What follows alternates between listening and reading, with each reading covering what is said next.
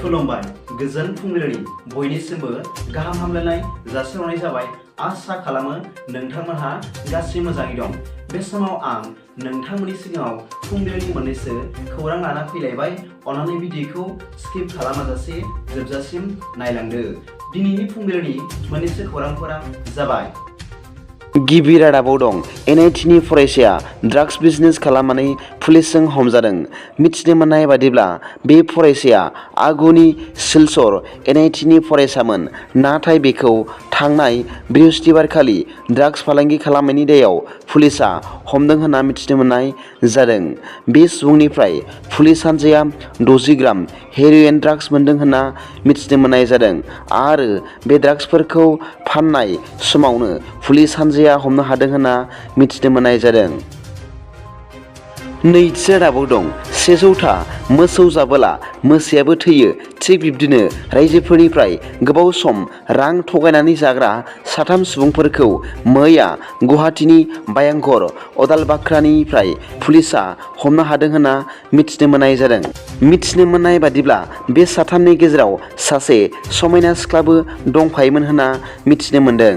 बे सिख्लायानो थगायनाय बिजनेसनि मास्टार माइन्डमोन होनना मिथिनो मोननाय जादों।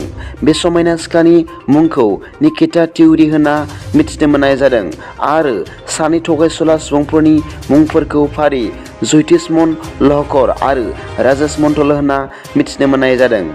मख'नो गोनांदि बे 3 थगायसुला सुबुंफोरा गावसोरखौ रियेल इस्टेट बिजनेसनि सोद्रोमाफोर होनना थगायनानै गोबाव समनिफ्राय रायजोफोरनिफ्राय लाख लाख रां खामायदोंमोन होनना मिथिनो मोननाय जादों।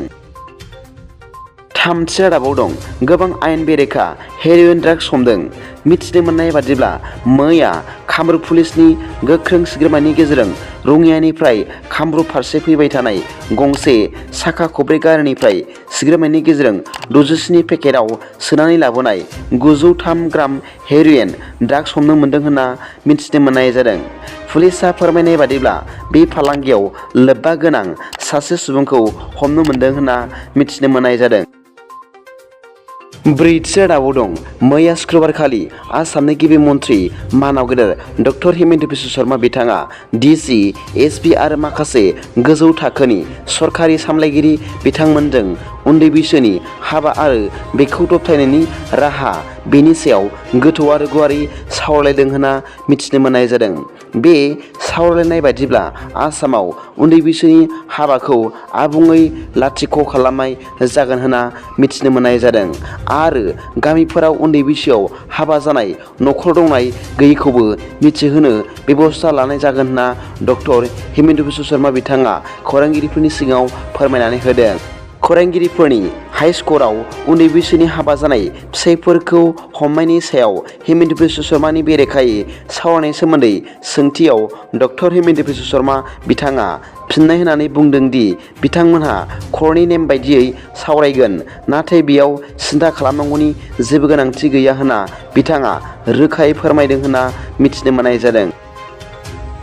बाथि रादाबाव दं। थांनाय बावैसो सिगां समाज बिजोङाव सासे 14 बोसोर बैसोनि सासे हिन्जावसाखौ सिखुनानै भिडिअ खेबना भाइरेल खालामनाय दान्थाल नार्जारी, सोमदोन बसुमतारी आरो आमथे नार्जारी मुंनि 3 लंपटनि हेंथायै हिन्जावसानि नखरनिफ्राय चिरां जिल्ला रुनिखाता पुलिस थानायाव गसर गथायो होनना मिथिनो मोननाय जादों।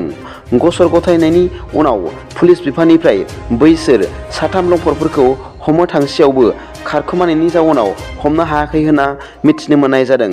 बेखौ नोजोर लाखिनानै पुलिस बिफाननिफ्राय थाबैनो हमनानै आयेन बायदियै साजा होनो गोख्रों नाजानाया सोलिगासिनो दं होनना मिथिनो मोननाय जादों। दिनैनि फुंबिलिनि मोननैसो खौरांफोरा दा बेखिनिल'मोन। भिडिअखौ मोजां मोनदोंब्ला अन्नानै लाइक आरो साबस्क्राइब खालामनो दाबाव आरो बेल आइकनआवबो थुनानै ला, जाहाथे आं गोदान गोदान निउज आपडेट लानानै फैब्ला नोंथांनियाव सिगांग्रो नटिफिकेसन सौहैयो। दा बेलासिनि रादाबाव नोंथांमोनखौ आंनि चेनेलाव गोसो गोथारै बरायहरनाय जाबाय। गोजोन्थों। एसेनोसै। जै बर' हारिनि जै।